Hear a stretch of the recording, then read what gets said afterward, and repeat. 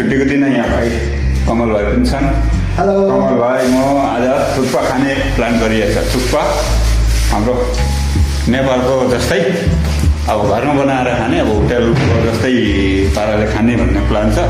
Chicken thukpa आज खाने plan छ।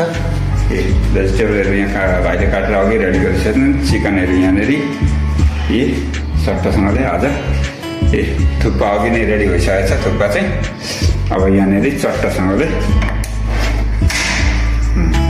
यसमा चाहिँ अब थुक्पाको चिकन बनाएर थुक्पाको झोल पकाउने हामी। चिकन सुप अब बनाउने चट्टा। ल हेर्नु है, चुई झन ए यो त बल छ, ठ्याङ गर्छ। यता अलि यता आउनु। माथि अफ्याएर मेरो अनुहार घरि भएर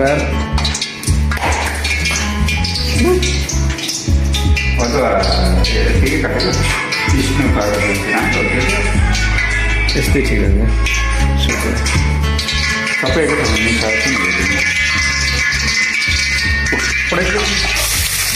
अलिकति धुलो राख भने होइन, त्यही भएर मैले मसिनो पनि काटेको थिएँ त त्यहाँ। यसलाई यस्तो तान्नु न।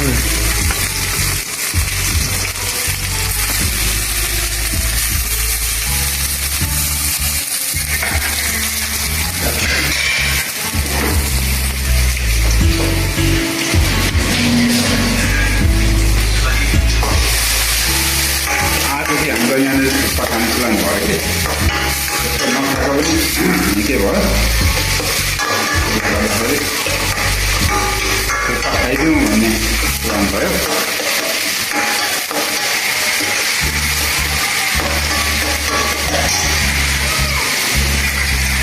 ग्यास पनि पुरै मैला छ, धेरैजनाले पकाउने ठाउँ, त्यसले गर्दाखेरि मैला पनि छ। यो अलिकति टुटु के गर्छ पर्दैन टुटुमा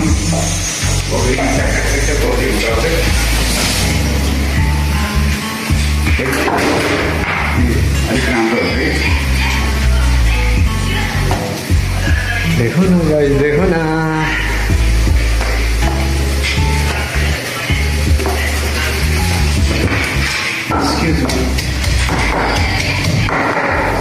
यसमा हाल्नुपर्छ अलिकति टिमुर।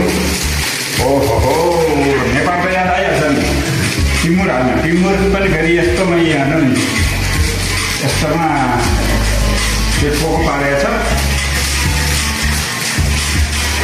ल हेर्नु चाहिँ टिमुर टिमुर साथीहरू, हाम्रो यहाँनिर उयो के अरे थुक्पाहरू रेडी भयो। थुक्पा चट्टा सकलची नेपालीपन झल्काउने गरी थुक्पा।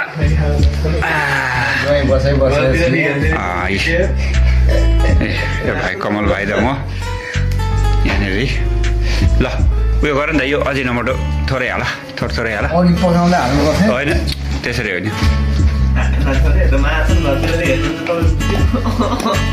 ए अब यहाँनिर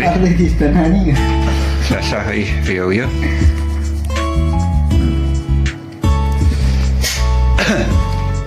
ल यहाँ भयो। यो निम्बु पनि अलिकति चट्टसँगले निचोर्दा पर्यो।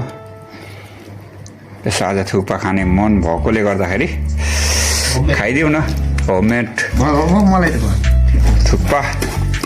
ल यहाँनिर यो पनि छ। ओ चाचा हाम्रो उहाँ कमल के अरे हाम्रो चन्द्रकुमार उहाँ ढल्के सुतिसके। उहाँ भाइ भात खाएर अघि नै भात थुक्पा खाउन भनेको मानेनन्। हामी चाहिँ थुक्पा ल थाल यस्तै छ। खाएर त कस्तो देखिँदो रहेछ। ओहो थुक्पा त कस्तो स्वाद कस्तो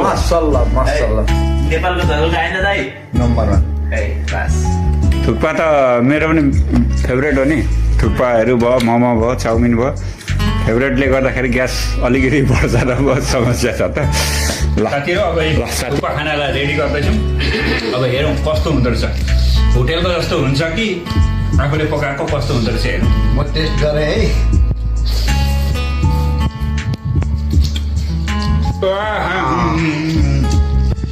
एकदम दामी एकदम दामी एकदम दामी स्वादिलो भएछ। अब त्यो त भन्नै पर्यो किनभने आफैले पकाएको स्वाद भएन भने पनि भएन हो।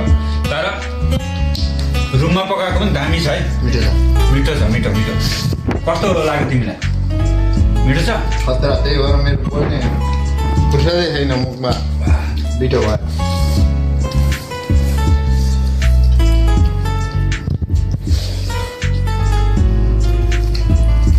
है मलाई त नेपालमा होटेलमा खाएको झझल्को याद आयो साँच्ची होला।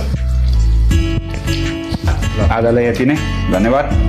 लाइक कमेन्ट सेयर यसो गर्नु होला। युट्युब च्यानललाई यसो अलिकति बढाइदिनु होला। फलोवर्स सब्सक्राइब यसो गरिदिनु होला। सब्सक्राइब पनि बढाइदिनु होला। ल तपाईँहरूको माया प्रेम पाइराखौँ सधैँभरि है त।